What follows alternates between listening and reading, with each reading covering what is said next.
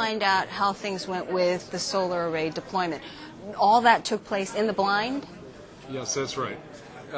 It's all programmed. The first few hours of the mission are programmed, and we have no control over what happens after it touches down, except that the spacecraft runs the program inside of it. And the first thing it does, after waiting for the dust to settle, an important thing with solar arrays, is to deploy the solar arrays and start charging those batteries. And then we deploy the camera, we open up the biobarrier on the robotic arm, and we bring up the MET mast, that's our temperature mast. And finally, we start to take some pictures. And this is the exciting part for those of us waiting here patiently all around the country and the world, is we will take pictures of the solar panels first to be sure that they've deployed properly, because that's our life support system.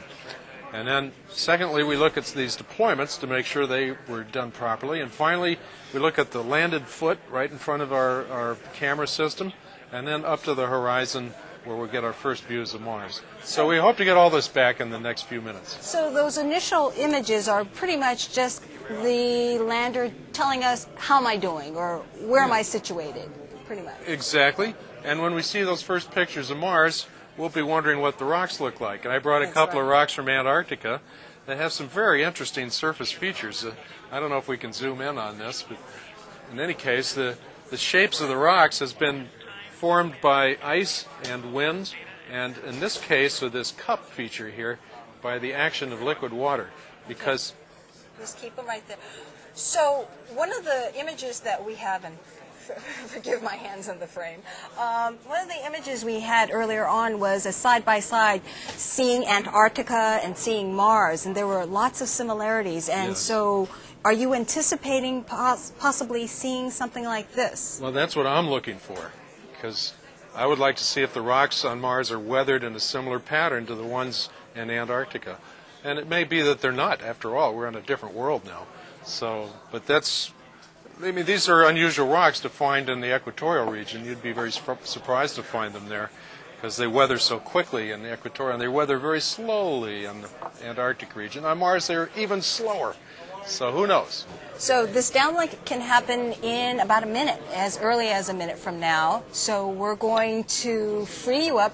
We promised that we would allow you to be in mission control when those pictures Yeah, I come need in. to be there, you know. You need to be there. So we're going to free you up and let you go back into mission control. Peter Smith, thanks for joining us again. Thank you, Gay. And congratulations. Oh, I feel good. Okay, back to mission control.